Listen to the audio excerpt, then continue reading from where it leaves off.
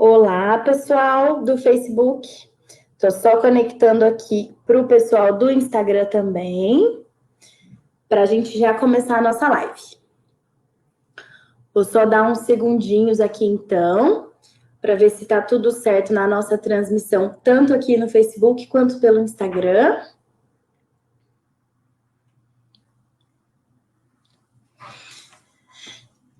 E enquanto a gente dá um tempinho, então, para todo mundo entrar e se chegar, né, para a gente conversar um pouquinho. Hoje a gente vai falar sobre a SOP, a síndrome dos ovários policísticos, um assunto que normalmente é rodeado, né, de muitos mitos, né? A gente ouve muita coisa, né, dos amigos, pessoas próximas, né, a respeito do diagnóstico da síndrome dos ovários policísticos, né? Então é o tema que a gente vai abordar hoje, tá bom? Boa noite, Vânia, Daiane, Lucimara. Boa noite, Renata. Lindo príncipe por aqui, graças a vocês. Um abraço, viu, Rê? E hoje, então, a gente vai começar agora a entrar nesse assunto da síndrome dos ovários policísticos, da SOP. E por que é tão importante a gente falar um pouco mais sobre esse assunto? Além dessa questão de existirem muitos mitos, né, envolvidos na síndrome dos ovários policísticos, a gente sabe que em torno de até 10% das mulheres em idade reprodutiva podem ter um diagnóstico da síndrome dos ovários policísticos. E dessas pacientes que têm realmente um diagnóstico da síndrome dos ovários policísticos, teoricamente 70% a 80% delas pode ter uma dificuldade para engravidar, tá? Então, a primeira questão, uma das primeiras questões que vem à cabeça é justamente essa. Olha, ter a SOP significa que eu não vou engravidar, que vai dificultar a minha gestação? Olha, ela não significa necessariamente impossibilidade de gestação, mas uma boa parte dessas mulheres pode ter uma dificuldade maior de atingir realmente a gestação, tá bom? E aí entra aquela questão: quem nunca ou passou, né, por uma consulta ou conversou com alguém e falou: olha, eu tenho irregularidade menstrual, minha menstruação tá demorando a vir, tá atrasada, ou então eu tenho espinha, tenho oleosidade. E já de cara foi ali, isso daí provavelmente é síndrome dos ovários policísticos, né? Então a gente tem uma tendência muitas vezes a generalizar, né? A gente considerar que a irregularidade menstrual que a gente apresenta é realmente secundária à síndrome dos ovários policísticos. Mas a primeira coisa para a gente entender é que nem toda irregularidade menstrual ela é um diagnóstico da síndrome dos ovários policísticos, né? O eixo, né, do ciclo menstrual ele precisa de um equilíbrio muito perfeito para funcionar. Então, a gente tem várias causas de irregularidade da menstruação e a SOP, a síndrome dos ovários policísticos, é uma dessas causas. Mas a gente sempre precisa ampliar essa investigação, conhecer todos os outros fatores para descartar também outros diagnósticos, tá? Então, nem toda irregularidade menstrual está relacionada à síndrome dos ovários policísticos. É muito comum, às vezes, logo que a menina começa a menstruar, né, e que tem aquelas menstruações todas irregulares, às vezes passa ali meses sem menstruar, e ela já tem ali a hipótese, né, de ovário policístico. A gente que é ginecologista, né, está familiarizado, às vezes, a ouvir das pessoas falarem, olha, desde a adolescência que eu tenho esse diagnóstico da síndrome dos ovários policísticos, né? Mas se a gente for olhar para as manifestações da síndrome dos ovários policísticos, que são espinha, oleosidade, irregularidade da menstruação, é muito difícil que a gente encontre uma adolescente que não tenha algum desses sintomas, né? Então é um processo de transitoriedade da vida e que envolve muitas coisas. Então a gente precisa ter muita cautela para fechar esse diagnóstico da síndrome do ovário policístico, tá? Quando a gente entra, começa a nossa vida reprodutiva, quando a gente começa a ter os nossos primeiros ciclos menstruais, a gente tem um diagnóstico que a gente chama, nós ginecologistas chamamos de imaturidade do eixo hormonal. Ou seja, é como se, de certa forma,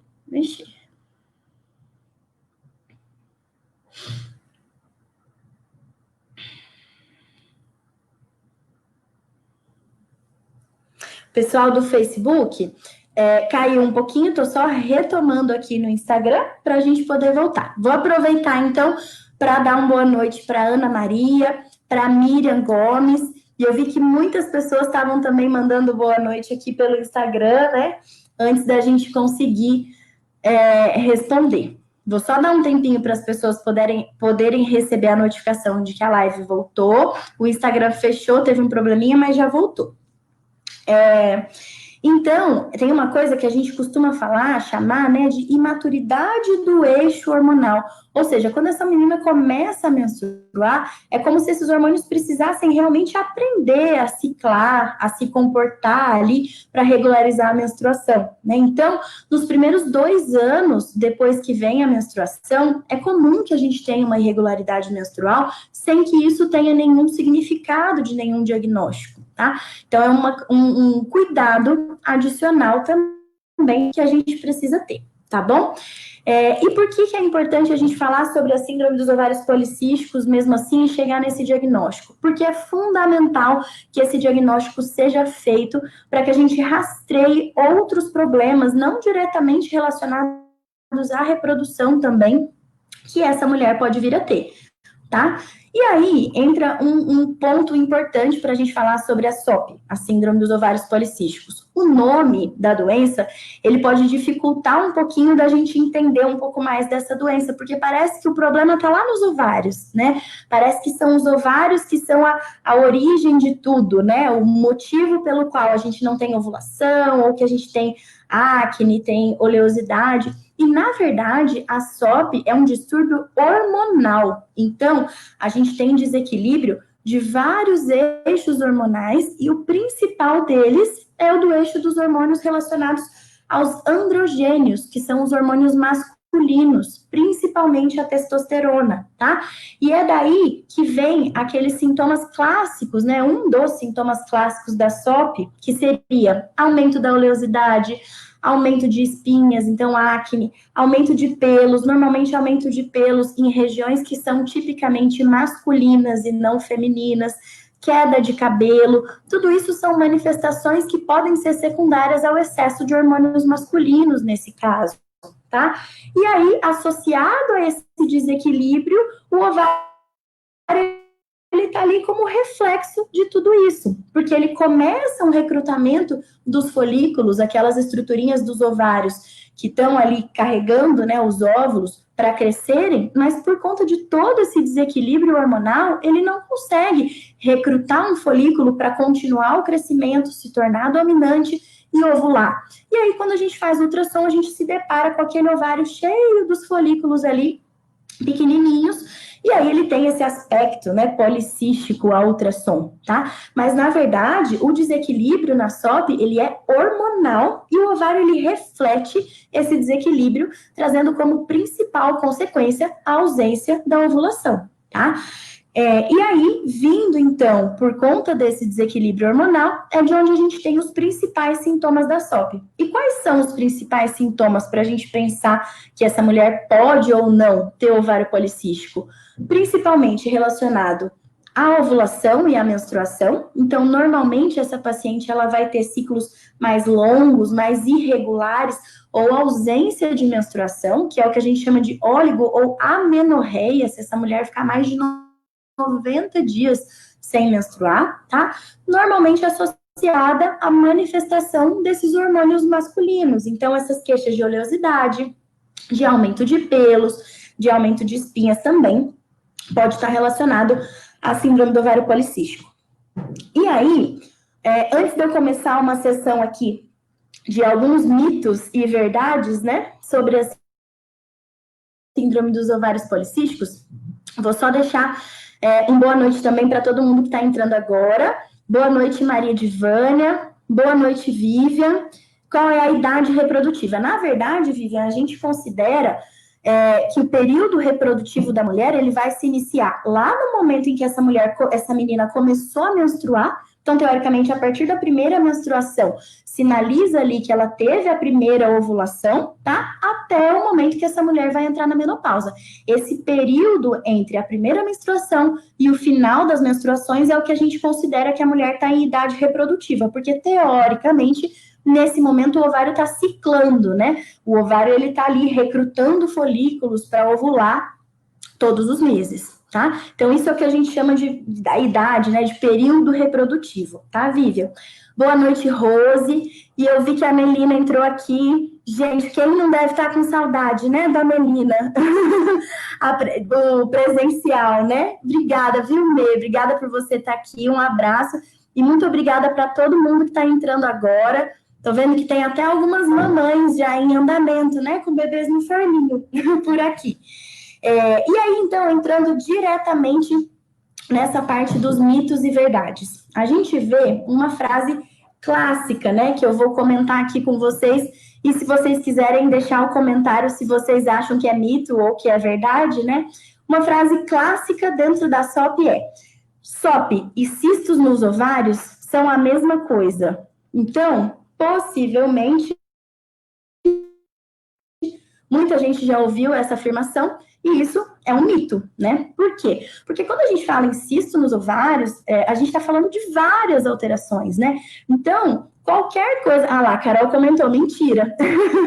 E é mesmo, é um mito, né? Quando a gente fala em cistos nos ovários, a gente está falando de um rol enorme de coisas que possam ter.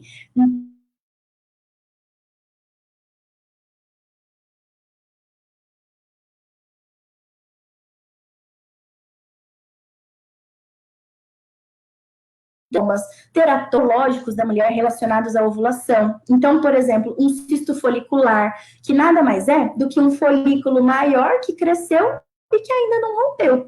Um cisto de corpo lúteo, que nada mais é do que a estruturinha que rompeu, liberou o óvulo e agora está lá a marquinha de que aquela ovulação aconteceu. E tudo isso pode ser laudado no ultrassom como cisto, mas isso não significa a SOP, a síndrome dos ovários policísticos. Tá? E aí, vou deixar aqui uma pergunta que a gente recebeu na caixinha e que também é uma afirmação, né, que a gente vê bastante, que foi: os cistos que a gente vê, então, na SOP são os folículos? E sim, essa é uma verdade, né? E é uma verdade que muitas pessoas às vezes não sabem, né? Os cistos que a gente costuma falar nada mais são do que os folículos, aquelas estruturinhas do ovário que armazenam os óvulos que não cresceram e que não ovularam, né? Então, que eles estão ali sendo recrutados e armazenadinhos ali por esse desequilíbrio hormonal que a mulher apresenta, tá? Então, é muito comum que, às vezes, alguém comente assim: olha, mas eu fiz um tratamento, eu tomei medicação, ou então eu fiz algumas mudanças na minha rotina, por que eu continuo tendo esses cistos no ovário? E, na verdade, a gente vai ter essas imagenzinhas por toda a nossa vida reprodutiva, porque eles são os folículos, eles constituem a nossa reserva ovariana, né? Então, é fundamental que a gente veja esses folículos, né? O que às vezes as pessoas confundem um pouquinho é com o que significa o aspecto policístico nos ovários no ultrassom, tá? Que é o que a gente vai falar um pouquinho mais para frente. Mas, a princípio, esses cistos nada mais são do que os folículos que a gente avalia normalmente, mesmo sem suspeita da síndrome dos ovários policísticos, tá? Então, essa realmente é uma verdade. E aí, uma outra afirmação que eu vou convidar vocês a pensarem se é um mito ou se é uma verdade é: quando eu recebo o laudo e no laudo do ultrassom está escrito ovários policísticos, isso faz o diagnóstico da SOP? Vocês acham que isso é um mito ou que isso é uma verdade? Porque essa é uma coisa muito comum também, né? A gente pega, às vezes, o laudo do ultrassom e a pessoa vai comentar, falar assim: olha, eu tive aqui, depois desse exame, o diagnóstico da síndrome dos ovários policísticos, né? E, na verdade, pessoal, esse é mais um mito, tá? Por quê? Porque se a gente pega um laudo do ultrassom sinalizando ali a presença desses ovários de aspecto policístico, isso é uma característica que pode sim estar associada à síndrome, mas pode ser um achado isolado, tá? E o que a gente olha no ultrassom que a gente vai pensar que tem um aspecto policístico? Normalmente são várias características que a gente vai observar.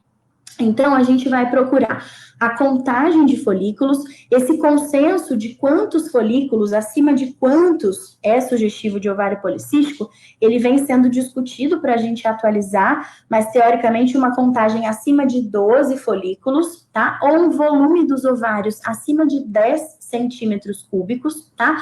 Mas desde que esse aumento de volume não seja por outro motivo. Então, às vezes tem algum cisto, tem algum outro achado no exame que justifique esse aumento de volume dos ovários, tá? E é importante que esses achados dos ovários tenham também excluídas outras causas. Então, por exemplo, se essa mulher está usando anticoncepcional, essa contagem pode ficar falseada. Se essa mulher tem um sinalzinho de que ela ovulou recente, isso sugere que a gente precise repetir o exame para avaliar se ele é realmente sugestivo de ovário policístico ou não, tá? E a gente sempre precisa afastar outras causas que não a síndrome dos ovários policísticos, tá? Então, o ultrassom, ele é um dos achados para a gente pensar no diagnóstico da SOP. Mas para vocês terem uma noção, normalmente, para a gente fechar um diagnóstico da síndrome mesmo, existe um critério chamado um consenso de Rotterdam, em que a gente precisa respeitar 2 de 3 dos principais critérios. E quais são esses 3 principais critérios? O achado do ultrassom, que foi isso que a gente falou agora, do que a gente esperaria ver no ultrassom. 2, alterações relacionadas à menstruação, irregularidade ou ausência da menstruação.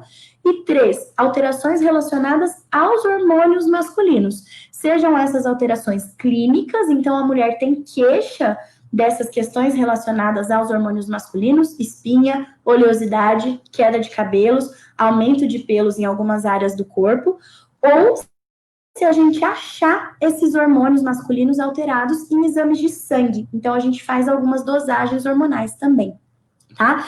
Então, normalmente, se a gente tem a presença de 2 desses 3 critérios, a gente teria um diagnóstico da síndrome dos ovários policísticos. E aí, chama atenção pra gente para algumas questões. Então, não é obrigatório que a gente veja, por exemplo, esse aspecto no ultrassom, né? Não é obrigatório, por exemplo, que a gente tenha uma dosagem hormonal alterada, né? A gente pode ter várias combinações ali desses critérios. Então, é um diagnóstico realmente um pouquinho mais complexo, tá? E para que a gente fale que todas essas manifestações são secundárias à síndrome dos ovários policísticos, a gente precisa afastar outras causas, principalmente causas relacionadas à nossa glândula adrenal, que é a glândula que fica ali em cima do rim, porque ela também produz algumas substâncias que podem levar a esse desequilíbrio dos hormônios masculinos e simular esses mesmos sintomas de pacientes que têm síndrome dos ovários policísticos, tá? Então, a gente precisaria avaliar esses critérios, a gente precisaria de 2 de 3 critérios, mas sempre excluindo outras causas também, tá? E é por isso que quando a gente pega ali no laudo escrito ovários de aspecto policístico, a gente não pode necessariamente bater o martelo de que aquela mulher tenha a síndrome dos ovários policísticos. Se aquela mulher não tem nenhum sintoma, se ela menstrua regularmente todos os meses, não tem nenhuma queixa relacionada aos hormônios masculinos, nenhuma outra suspeita, teoricamente ela só tem uma boa contagem de folículos, né? E ela só tem uma ótima reserva ovariana, tá? Então precisa realmente avaliar com bastante cautela, até para a gente não se preocupar além, né, muitas vezes do necessário, né, quando a gente pega o resultado do exame, tá bom? Boa noite, Nayara, boa noite, Suelisa, Érica, o João Daniel entrou agora também, e a Ana Maria. Como é o tratamento da SOP? Qual é a medicação indicada? Ana, a gente vai conversar daqui a pouquinho também, um pouquinho mais sobre o tratamento. Vou dar uma olhadinha nas perguntas que a gente foi recebendo. Pode deixar, pessoal, aqui pelo Instagram também as perguntas que vocês quiserem, comentário, qualquer coisa. Fiquem à vontade para a gente ir encaixando aqui na nossa discussão sobre a síndrome dos ovários policísticos, tá? Bom, então a gente entendeu um pouquinho do que a gente faz de diagnóstico, o que a gente precisa ver, o que a gente não pode ver. E aí a gente entra, então, no porquê isso acontece, né? E aí vem uma outra afirmação, que a gente não sabe ao certo a causa da SOP. essa é uma verdade, tá? Hoje a gente não tem ainda um diagnóstico preciso do porquê, de quais são os gatilhos que levam a essa alteração de fisiopatologia, tá? Acredita-se em alguns fatores relacionados à parte genética. Então, mulheres que têm irmãs ou mãe que tiveram ou têm o diagnóstico da SOP, teoricamente tem um risco aumentado de ter também, tá? E fatores relacionados ao ambiente em que a gente está inserido, alimentação e hábitos de vida, mas a gente não tem ainda uma única causa isolada, tá? E aí a gente entra na questão de tratamento, né? E aí eu vou colocar aqui uma outra frase para convidar vocês a pensarem também se a gente vai estar diante de um mito ou de uma verdade, mas que eu tenho certeza que muita gente já escutou, que é: o anticoncepcional cura a SOP. Vocês acham que é mito ou que é verdade? E aí, sei que não dá para a gente dar muito tempo para pensar, né? Mas, a princípio, esse também é outro mito que a gente tem, tá? Porque o anticoncepcional, qual é a função dele quando a gente usa um anticoncepcional em pacientes que tenham a SOP? Teoricamente, se essa mulher está incomodada com a irregularidade da menstruação, com as alterações de pele, o anticoncepcional ele vai regularizar a menstruação e, dependendo da composição, ela vai ali se adaptar, ter uma melhora da pele, da oleosidade. Então, a gente vai controlar os sintomas, mas como o anticoncepcional ele não foi lá diretamente na fisiopatologia desse desequilíbrio hormonal, ele não é uma cura diretamente para a SOP. Uma coisa que doutora, mas eu usei 3 meses, 6 meses ou mais de anticoncepcional, estava tudo bem. E aí foi só eu tirar o anticoncepcional e que aí voltou tudo isso. É porque, na verdade, enquanto a gente usa o anticoncepcional, a gente está mascarando, a gente está controlando esses sintomas pelo uso da medicação. Mas, teoricamente, quando a gente suspende, a gente retoma toda a fisiopatologia ali desse desequilíbrio hormonal da síndrome dos ovários policísticos, tá? Então, a gente não consegue dizer que ele trata diretamente a causa e que ele cura a síndrome dos ovários policísticos, tá bom? Ele ameniza os sintomas, principalmente para pacientes que não tenham desejo de engravidar. E aí, a gente entra agora, então, na pergunta principal, que foi a pergunta que a Ana Maria fez e que a gente recebeu bastante na caixinha também, que é: o que fazer? Então, como é que a gente trata? Que remédio a gente usa, né? E a grande questão para a gente pensar no tratamento da síndrome dos ovários policísticos é, primeiro, se essa mulher quer ou não quer engravidar. E hoje a gente vai falar um pouquinho mais do ponto de vista reprodutivo. Então, se essa mulher quer engravidar, o que a gente precisa pensar primeiramente? Primeiro e antes de mais nada, não é um diagnóstico, uma sentença de que realmente a gente não vai conseguir engravidar, tá? Mulheres com síndrome dos ovários policísticos também vão tentar engravidar de forma espontânea. A gente só faz um alerta, tá? Por quê? Teoricamente, se a gente poderia esperar 12 meses de tentativas até chegar no nascimento do bebê, e se não chegar, a gente procurar um especialista, a partir do momento em que a gente já sabe que a gente tem um diagnóstico que pode limitar e que pode dificultar a gestação, como a SOP, por exemplo, como alterações leves do espermograma, associadas, por exemplo, a uma varicocele, a gente não vai investir esses 12 meses de tentativas. Então, normalmente, se o bebezinho não chegou em 6 meses de tentativas, é a hora de procurar realmente um especialista. Mas o ideal mesmo é que, se essa mulher já tem um diagnóstico da síndrome dos ovários policísticos e quer começar a tentar engravidar, o ideal é que tudo isso já tenha sido rastreado e controlado antes, né? Então, tenha sido rastreado se tem alteração do metabolismo da glicose, do colesterol, para que essa mulher esteja já preparada para começar ali as tentativas para engravidar, tá? Então, o primeiro ponto é: não significa tenho SOP, preciso correr de cara para fazer um tratamento. Teoricamente, a gente poderia tentar ali de forma espontânea. Se o bebezinho não chega depois de 6 meses, o ideal é procurar, sim, avaliação para identificar outras possibilidades de tratamento, tá? E aí vem um mito muito grande também, que é: toda mulher com SOP precisa fazer fertilização, precisa de FIV, né? E, na verdade, primeiro, a gente acabou de ver que não necessariamente ela vai precisar de qualquer tratamento, né? E mesmo que precise de tratamento, não necessariamente esse tratamento é a fertilização, tá? Principalmente se a gente está falando de mulheres, de casais, em que a SOP seja uma causa isolada de infertilidade e que todo o restante está normal, então a gente tem a avaliação relacionada ao parceiro normal, a avaliação relacionada às trompas normal.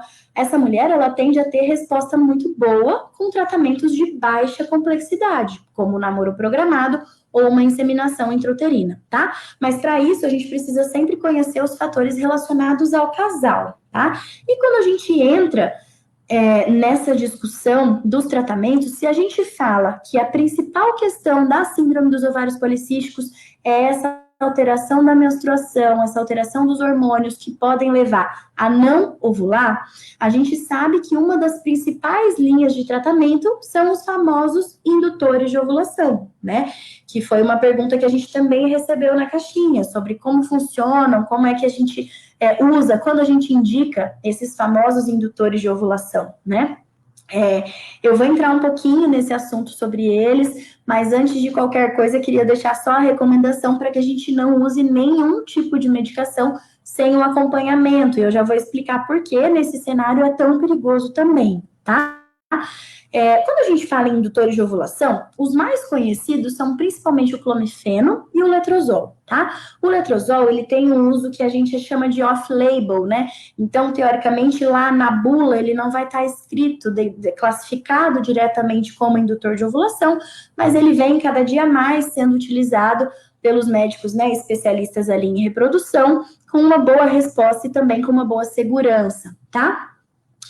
O objetivo da gente usar essas medicações indutoras de ovulação é, teoricamente, desencadear alguns mecanismos do próprio organismo da mulher para que isso faça ali recrutar esses folículos para ovularem, tá? Normalmente são comprimidos, que a mulher usa por um período curto de tempo, normalmente por 5 dias, só que é fundamental que a gente faça um acompanhamento dessa resposta, tá? E esse é o principal motivo pelo qual essas medicações precisam ser monitoradas, precisam ser prescritas por um médico especialista, né? Primeiro, a gente precisa saber: será que essa mulher realmente respondeu a essa medicação? Então, será que o ovário realmente conseguiu recrutar o folículo para crescer e para ovular? Porque pode ser que a gente precise de um ajuste de dose. Pode ser que com a dose padrão, com a dose mínima, ela não responda e ela precise de uma dose, por exemplo, um pouco maior. Ou então, se ela já começou com uma dose maior, será que essa mulher não respondeu com muitos folículos? E aí tem o risco de ovular de 3, 4, 5 óvulos.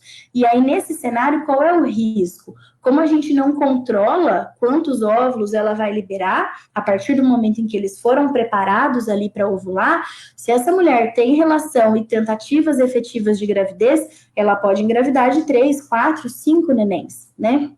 Então, é fundamental esse acompanhamento. Primeiro, para saber se respondeu e se essa dose precisa ser ajustada.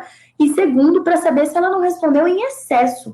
Normalmente, quando a gente vai induzir a ovulação, o nosso objetivo é que cresçam 2, mas no máximo 3 folículos, para que a gente não aumente muito o risco dessa gestação ser de mais ainda bebês, tá bom? Então, a gente pode sim utilizar essas medicações, esses indutores de ovulação, mas o ideal é que seja sempre acompanhado por um profissional, tá? E aí, quando a gente faz esse tipo de tratamento, então, quando a gente usa esses indutores de ovulação, nada mais é do que a gente fazer o tratamento que a gente chama de namoro programado, né? Então, a gente induzir a ovulação, identificar o período fértil e orientar o casal no melhor momento para que eles possam ter relação, tá bom? Lembrando que para isso, para a gente definir se essa é realmente a melhor opção de tratamento, a gente precisa saber também dos fatores das trompas e dos fatores relacionados ao parceiro, tá? Falando ainda dessa questão de tratamento, a gente vai entrar mais um pouquinho, daqui a pouquinho, na fertilização e do impacto, né, da SOP em um tratamento de fertilização in vitro. No passado, se discutiu também da gente fazer uma cirurgia nos ovários, né, que é chamada de drilling. que nada mais é do que a gente fazer como se fossem vários pontinhos, né, para teoricamente ajudar a cápsula ali dos ovários, né, a responder melhor. Mas essa cirurgia, ela vem caindo em desuso hoje em dia, então normalmente a gente discute outras opções de tratamento, principalmente pelo fato dessa desordem ser sistêmica, né, e não diretamente relacionado unicamente aos ovários, tá? Então, uma outra opção de tratamento, ela é realmente a fertilização in vitro, em que a gente vai estimular esses ovários para formar os embriõezinhos para uma posterior transferência, tá? E quando a gente fala em um tratamento de fertilização in vitro diretamente relacionado nas pacientes com a SOP, quais são algumas questões e algumas particularidades que a gente levanta? Essas pacientes, normalmente, elas têm uma contagem de folículos aumentada, então, geralmente, elas têm uma coisa que a gente chama de potencial hiperresposta, ou seja, quando a gente tem a possibilidade de que esse ovário faça crescer muitos folículos e que a gente tenha um grande número de óvulos lá na frente. O que, por um lado, é muito bom, porque, teoricamente, a gente espera uma boa resposta dos ovários e um maior número de óvulos, mas, teoricamente, essas mulheres pertencem a um grupo de risco para terem o hiperestímulo dos ovários. Então, quando o ovário responde demais às medicações, com isso a gente vai tendo maiores níveis hormonais e com isso a gente vai tendo mais desconforto. Então, normalmente náuseas, um pouco de vômitos, distensão abdominal, em alguns casos, tá bom? Então, é uma estimulação que precisa ser bem acompanhada para a gente minimizar esse risco do hiperestímulo dos ovários, tá? Relacionado a essa pergunta, a gente recebeu na caixinha uma pergunta que foi: como é a recuperação após a punção em mulheres com SOP, uma vez que elas podem ter mais folículos? E aí, a punção, só para falar para todo mundo, provavelmente é a punção dos ovários, né? Para a gente ir lá obter os óvulos. Teoricamente, a recuperação dessa mulher, ela é como uma recuperação de qualquer outra paciente pós-coleta de óvulos. O que acontece é que se ela tinha mais folículos, aquele ovário ele já estava mais aumentado de volume, então ele já vinha trazendo alguns sintomas desde antes. Normalmente ele começa a ocupar um espacinho que ele não tem ali. Então ele vai empurrar um pouquinho o útero, ele vai empurrar um pouquinho a bexiga, e aí com isso vai dando aquela sensação de cólica, ou aquela sensação de que toda hora dá vontade de fazer xixi, e aí parece que não esvazia a bexiga, né? Então, ele pode, essas mulheres, elas já podem ter esse desconforto, mesmo do meio para o final da estimulação, porque o ovário já vai crescendo bastante pelo fato da gente ter mais folículos, tá? E depois do procedimento, esse desconforto, ele pode ser um pouquinho maior, tá? Por quê? Porque a gente foi lá e passou com a agulhinha nesses folículos. Às vezes, alguns podem sangrar um pouquinho, formar alguma hematominha. O sanguinho, quando ele cai na cavidade abdominal, às vezes ele irrita a parede do abdômen. Então, dá um pouco mais de desconforto. Mas, a princípio, existem várias maneiras que a gente pode minimizar e contornar esse risco também.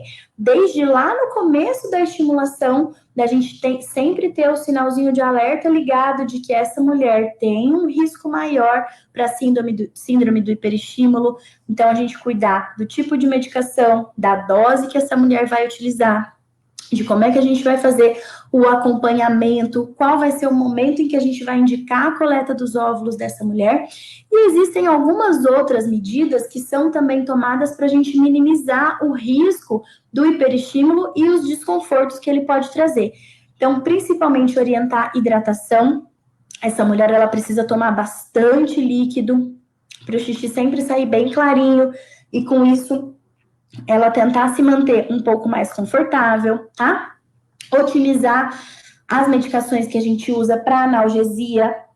Então, nessa fase, a gente pode lançar mão de medicações um pouquinho mais fortes para que essa mulher passe ali mais confortável. Normalmente, o período mais difícil é lá quando a gente está no finalzinho da estimulação e principalmente nos primeiros 2, 3 dias depois da coleta de óvulos, tá? A gente costuma falar bastante no Ceferp que quando a mulher menstrua depois da coleta, é como se a gente estivesse tirando com a mão, né? Todos esses desconfortos, porque a menstruação sinaliza que aqueles níveis hormonais baixaram e que aí, com isso, essa mulher vai retomando, né? O status hormonal que ela tinha de antes, esses ovários, eles vão regredindo, então ela vai acabando ficando mais confortável, tá? A gente pode discutir também, além de otimizar a analgesia, usar outras medicações para auxiliar o funcionamento do intestino, medicações para minimizar o risco do hiperestímulo, como a cabergolina, por exemplo. Então, o importante é, primeiro, a gente ter em mente que essa paciente tem um risco aumentado para hiperestímulo, e a partir dali a gente ir contornando essa estimulação, né, e tentando deixar a paciente o mais confortável possível nessa fase, tá? Eu vi que chegaram bastante perguntas, vou dar uma olhada aqui para a gente poder conversar um pouco mais sobre elas também, tá? Aqui no Instagram, a Bruna comentou minha pergunta. Que bom, Bru. Qualquer coisa pode mandar por aqui, se você tiver alguma outra dúvida, e a gente vai conversando também, tá? Nessa fase, a mulher pode ganhar peso? Bru, quando a gente faz a estimulação, a gente pode sim ter alguma variação na balança, mas principalmente por mudança um pouquinho da parte hídrica, né? A gente pode reter um pouquinho de líquido nessa fase. Mas como é um período curto, a gente está falando ali de 10 a 12 dias, a gente não espera que isso mude em composição corporal, em gordura, na balança, né? Por ser um período muito menor, né, de uso das medicações, tá? Mas se você for daquelas que se acompanha todos os dias ali, pelo fato da gente poder ficar um pouquinho mais inchadinho, reter um pouquinho de líquido, principalmente no final da estimulação e depois da coleta, pode variar um pouquinho sim, tá bom? E aqui o pessoal que mandou também pelo Facebook. Boa noite, Regina. Boa noite, Érica. Poderia me tirar uma dúvida? Tenho 2 filhos, estou com 42 anos. A FIV é mais segura para não ter um bebê com alguma síndrome? Érica, sugiro que você possa realmente conversar com um especialista quando a gente faz uma fertilização. A gente pode ter a possibilidade de fazer o estudo genético dos embriões, então a gente agregar essa segurança, né? Porém, é importante a gente avaliar se seria o mais indicado para o seu caso, se seria viável, como é que está a reserva ovariana, se ela permitiria realmente a gente seguir com esse planejamento, tá? Mas a FIV, ela tem o benefício da gente poder, sim, fazer esse rastreamento adicional das síndromes, tá bom? Boa noite, Elisandra. A Nayara Sanches. Ah, tá, tinha achado que era mito. Usou anticoncepcional há muito tempo e até hoje tem ovário policístico. Exatamente, né? O principal tratamento para a síndrome dos ovários policísticos é mudança do estilo de vida, tá? Então, é a gente tentar adequar a nossa dieta, a nossa rotina de atividade física, dos exercícios, tá? E por quê? Principalmente porque a nossa gordurinha, ela também tem algumas possibilidades, né? Ela faz ali alguns mecanismos de que ela transforma alguns dos nossos hormônios, então ela metaboliza alguns hormônios em outros, então ela vai acabar ajudando nessa confusão hormonal que já está relacionada ali à síndrome dos ovários policísticos. Então, se a gente muda o estilo de vida, se a gente tem uma redução de 5 a 10% do peso do ovário, tá? Então, realmente, o fato da gente usar o anticoncepcional não trata e não cura realmente a síndrome dos ovários policísticos, como a Nay comentou também. E a Letícia Senari, doutora Camila, tenho SOP, posso ser doadora de óvulos? A princípio sim, tá? Teoricamente, se você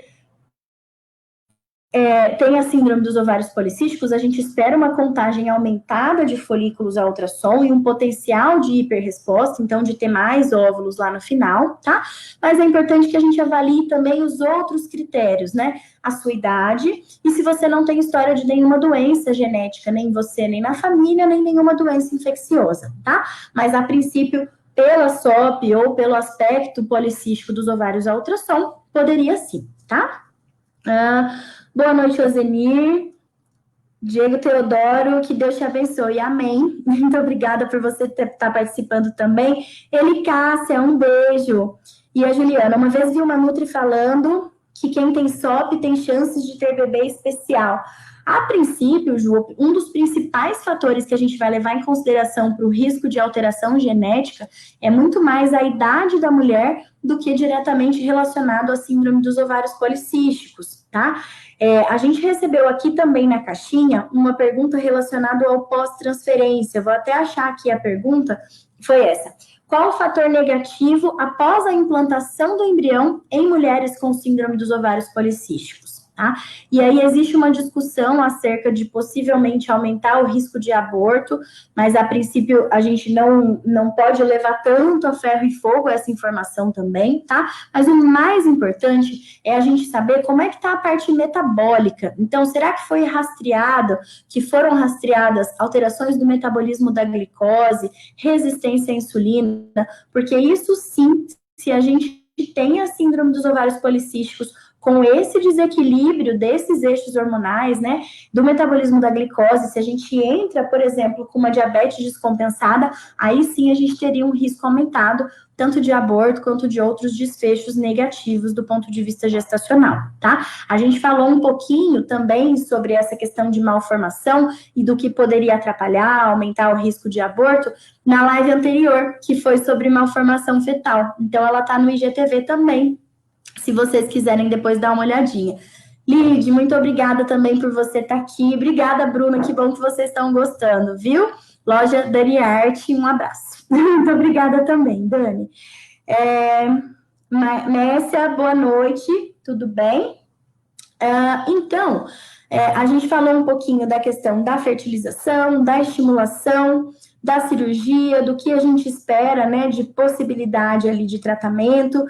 E aí entra um pouquinho as outras dúvidas não diretamente relacionadas à reprodução, que são aquelas pacientes que podem pensar assim, olha, eu até tenho SOP, mas eu não quero engravidar, então eu não preciso fazer nenhum acompanhamento. E esse também é outro mito, né? Porque a gente viu bastante essa correlação que pode ter com a alteração do metabolismo da glicose e da resistência à insulina. E aí a gente recebeu uma pergunta diretamente relacionada a isso, porque ela comentou, olha, eu tenho SOP e eu sou tentante há 5 anos. Devo ficar tomando metformina sempre? A metformina é uma medicação que ajuda no controle do metabolismo da glicose, então normalmente a gente usa para pacientes que têm resistência à insulina, que é aquele estágio que as pessoas chamam de pré-diabetes, em que a gente tem ali uma certa dificuldade no metabolismo da glicose, mas que a gente ainda não fecha critério diagnóstico de diabetes propriamente dito. Você tem o diagnóstico de resistência à insulina? Sim. A princípio, a gente precisa manter esse tratamento e a metformina é uma das opções, tá? Mas, se você tem o diagnóstico da SOP, mas foi rastreada a questão metabólica e ela tá normal, a princípio não seria obrigatório, tá? No passado já foi discutida a questão da metformina ser utilizada como um possível indutor de ovulação e de a gente tentar regularizar esses outros eixos, mas a gente sabe que hoje a gente tem outras opções que também podem ser utilizadas de medicações específicas para induzir ovulação. Então, teoricamente, a gente precisa primeiro saber se você tem resistência à insulina. Então, avaliar a glicemia, avaliar talvez aquele exame de tomar aquele negocinho doce, que é o GTT, em que a gente vai dosar o açúcar do sangue, e aí tomar uma coisinha bem doce, e aí em alguns intervalos, normalmente 30, 60, 90 minutos, dependendo do teste, a gente vai fazendo outras dosagens para ver como é que tá o açúcar do sangue depois que a gente ingeriu esse líquido bem doce. E aí com isso a gente vai avaliando como é que tá o metabolismo da glicose. E aí se a gente fecha um diagnóstico de resistência à insulina, a gente pode sim lançar mão de algumas opções de tratamento e uma das mais utilizadas é realmente a metformina. Tá bom? E aí, falando também da importância do tratamento, além da gente falar diretamente dessa questão metabólica, a gente precisa lembrar que nesse cenário existem alguns questionamentos da segurança da mulher ficar muito tempo sem menstruar, tá? Porque uma coisa olha, essa mulher ela entrou na menopausa, na idade correta, ela não tem nenhum sintoma e atualmente ela não menstrua. Tudo bem, ela pode manter um acompanhamento com o ginecologista. Mas se a gente está falando de uma mulher que tem síndrome dos ovários policísticos, que às vezes menstrua um mês, passa 3, 4, 5 meses sem menstruar e não faz um acompanhamento adequado, teoricamente, esse endométrio, essa camadinha de dentro do útero, ele tem o que está estimulando, né? Ele tem o estímulo para realmente espessar. Então, existe bastante discussão do quão seguro é a gente manter essa mulher sem supervisão nesse período, tá? E do risco até de câncer de endométrio lá na frente. Então, precisaria discutir um acompanhamento até por conta disso, da regularidade da menstruação, da necessidade ou não de utilizar alguma medicação também, tá? A Vanessa comentou, quem tem ovários policísticos consegue fazer a FIV? Sim, Van, consegue fazer a FIV com as suas particularidades da gente minimizar o risco do hiperestímulo do ovário, mas a princípio precisaria ver se realmente é indicação de FIV, porque se a gente está diante de uma síndrome dos ovários policísticos isolada, em que todo o restante é normal, a gente pode lançar mão de tratamentos também de baixa complexidade, com boas chances de sucesso. Tá?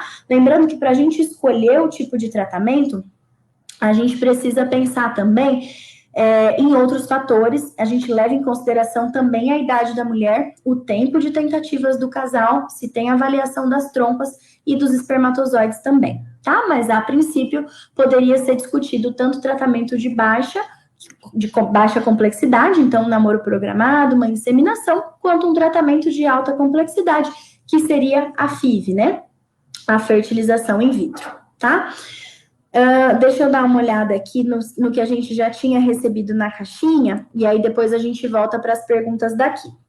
A gente tinha recebido também separado a seguinte pergunta: quem tem SOP sente dor no ovário o mês inteiro? Olha, não necessariamente. A gente sabe que o ovário ele pode sim estar aumentado de volume, e em algumas mulheres isso pode trazer alguns sintomas, mas é muito incomum. Então, é sempre importante que você passe por avaliação para ver se essa dor não é referente a outra questão que não diretamente relacionada ao ovário policístico, tá?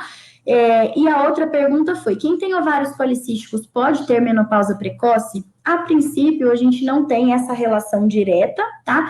Pode gerar, às vezes, essa sensação por aquela questão de, olha, eu tenho, então, esse transtorno nos ovários, e aí eu vou acabar acelerando a redução da reserva ovariana, ou, às vezes, atrasando, né, a redução da reserva ovariana. Mas, na verdade, a gente não interfere na reserva ovariana, nem positiva, nem negativamente. Então, o fato da gente não ovular todos os meses não faz com que a gente economize esses óvulos, porque é como se eles estivessem sendo programados já para degenerar, tá?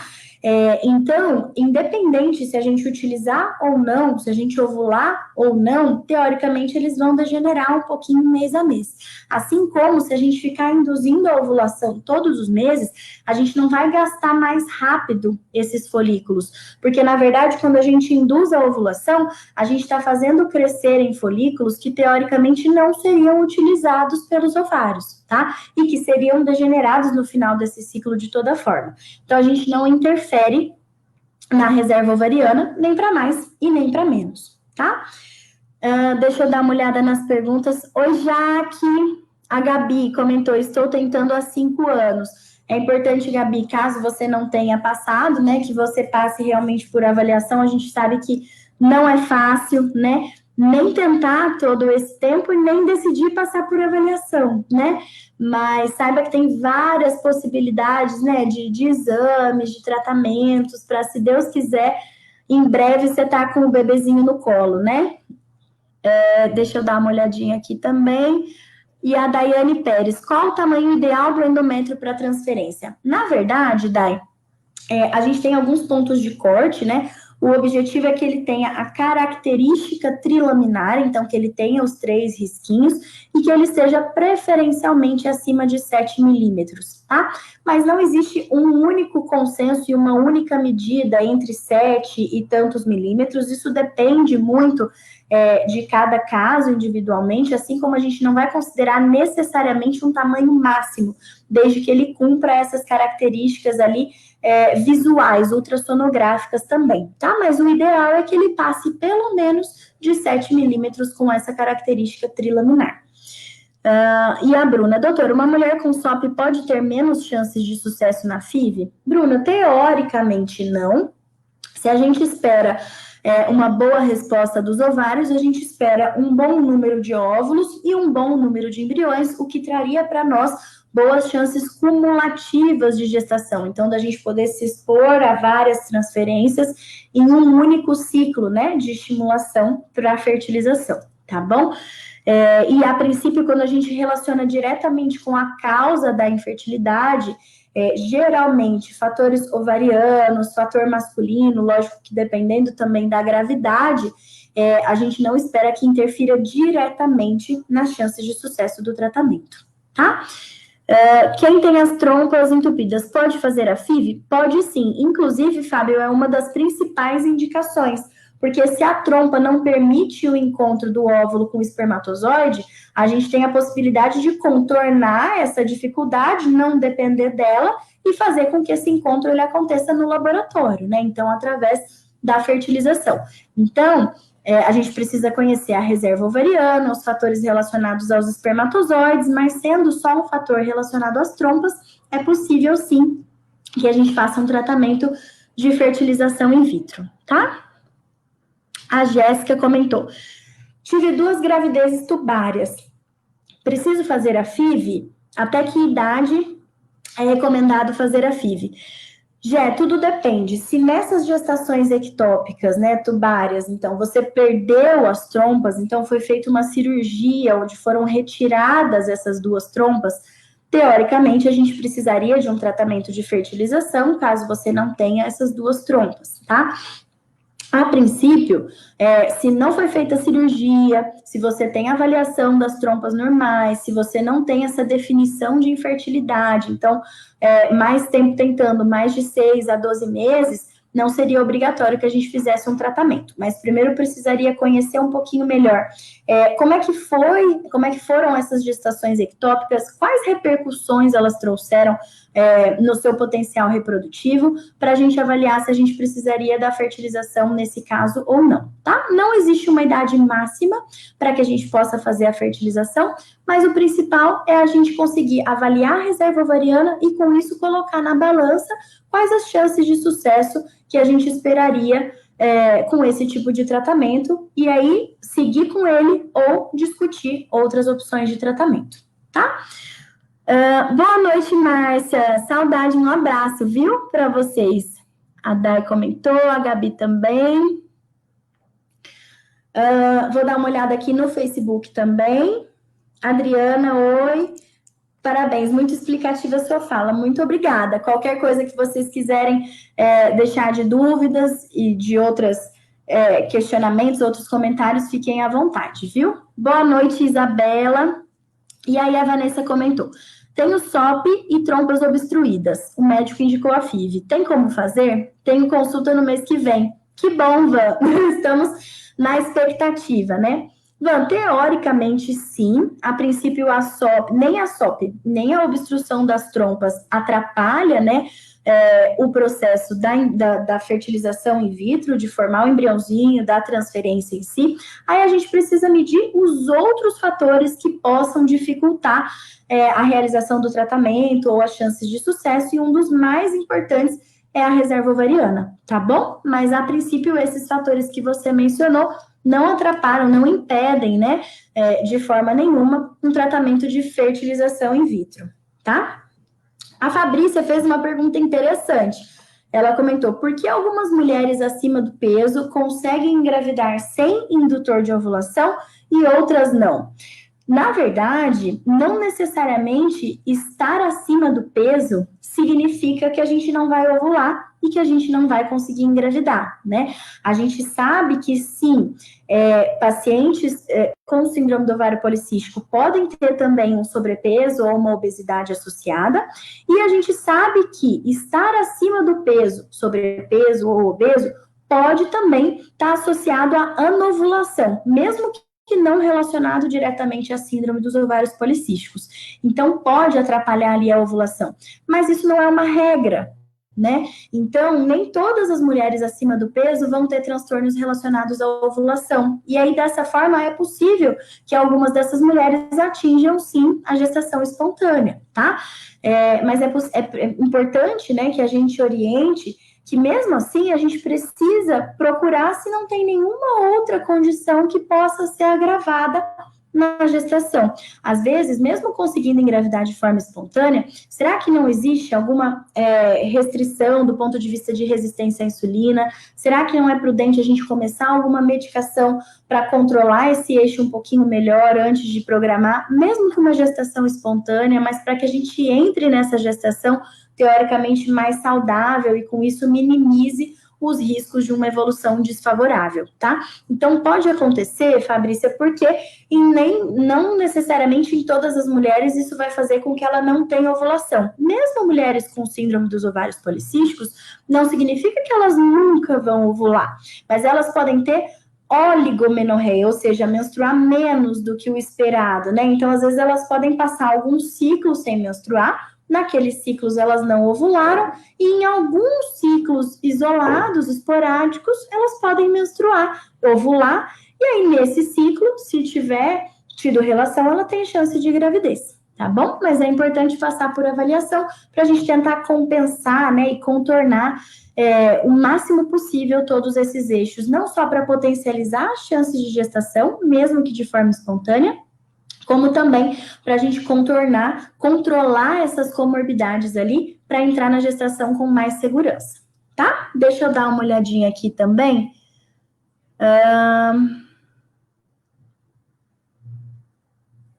A Cibele, doutora, meu marido usou ciclofosfamida. Será que temos chance de achar espermatozoides na punção?